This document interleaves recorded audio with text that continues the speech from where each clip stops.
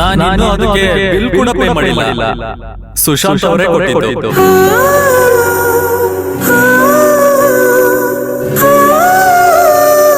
ಅಚ್ಚು ಅದ್ಕೆ ಅಚ್ಚು ಸೀರೆ ನೋಡ್ತಿದ್ಯಾ? ಹೌದು ಅದ್ಕೆ.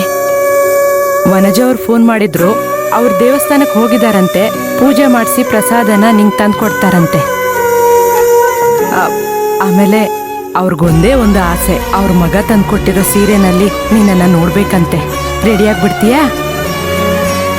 ಸರಿ ಅದ್ಕೆ, ಬೇಗ ಬಾ.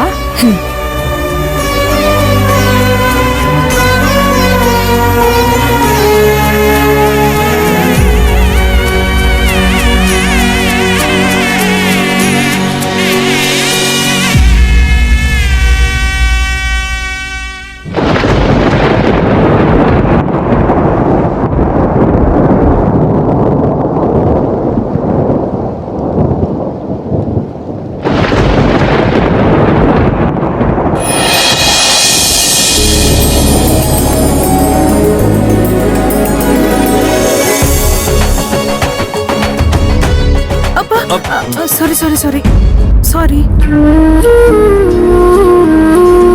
ಸಾರಿ ಅಂತ ಹೇಳಿದ್ನಲ್ಲ. ಶಾಂತಿ, ಏನು? ನಿನ್ನೊಂದು ಮಾತು ಕೇಳಲ್ಲ? ಹೇಳಿ. ನೀನು ಈ ಸೀರೆ ಉಟ್ಕೊಂಡ್ರೆ ಅದೇನೋ ಒಂದು ಒಳ್ಳೆ ಕನ್ನಡ ಪದ ಇದೆ, ಮೋಹಕ. ತುಂಬಾ ಮೋಹಕವಾಗಿ ಕಾಣ್ತೀಯ.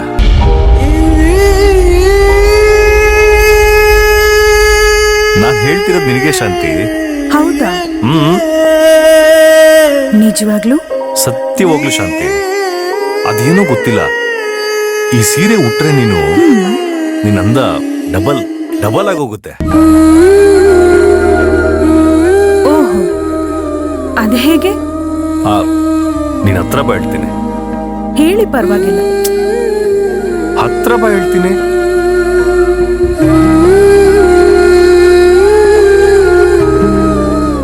ಈಗ ಹೇಳಿ. ಆ ದೇವ್ರು ಒಳ್ಳೆ ಸಮಯ ತಗೊಂಡು ಒಳ್ಳೆ ಮೂಡಲ್ಲಿ ಇರ್ಬೇಕಾದ್ರೆ ಯಾವುದೇ ಓರೆ ಕೋರೆಗಳಿಲ್ದೆ ತುಂಬಾ ಅಂದವಾಗಿ ನಿನ್ನ ಕೆತ್ತಿದಾನೆ.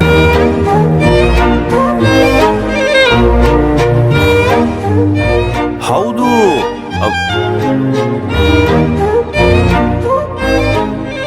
ಈ ಮುಂಗುರುಳು ಇದನ್ನ ನೋಡ್ತಾ ಇದ್ರೆ ನನಗೆ ಹುಚ್ಚಿಡ್ಬಿಡು ಶಾಂತಿ. ತಿದ್ದಿ ತೀಡಿರೋ ಉಬ್ಬುಗಳು, ಸಂಪಿಗೆ ಅಂತ ಮೂಗು, ತೊಂಡೆ ಹಣ್ಣಿನ ತರ ಚಂದುಟಿ, ಮಾವಿನಕಾಯಿ ತರ ಇರೋ ನಿನ್ ಕಲ್ಲ, ಬೆಣ್ಣೆ ಹಾಗೆ ನುಡುಪಾಗಿರೋ ನಿನ್ ಕೆನ್ನೆ. ರೀ, ಸಾಕು, ನಿಲ್ಲಿಸ್ತೀರಾ? ಐ ಸ್ವೇರ್ ಶಾಂತಿ. ಅಲ್ಲ, ನೀವ್ ಹೇಳಕ್ ಶುರು ಮಾಡಿದ್ದು ನನ್ ಸೀರೆ ಬಗ್ಗೆ ತಾನೆ? ಇದೇನಿದು ಹೊಸದಾಗಿ? ನಾನಿನ್ನು ಅಸಲಿ ವಿಷಯಕ್ಕೆ ಬಂದಿಲ್ಲ. ಏನಿದು, ಒಳ್ಳೆ ಕವಿ ತರ ಆಡ್ತಿದ್ದೀರಾ? ನಾನು ಇಷ್ಟೊತ್ತರ್ಗ ಹೇಳಿದ್ ಬರೀ ಪಲ್ಲವಿ ಅಷ್ಟೇ, ಇನ್ನು ಚರಣದ ವರ್ಣನೆ ಬೇರೆ ಇದೆ.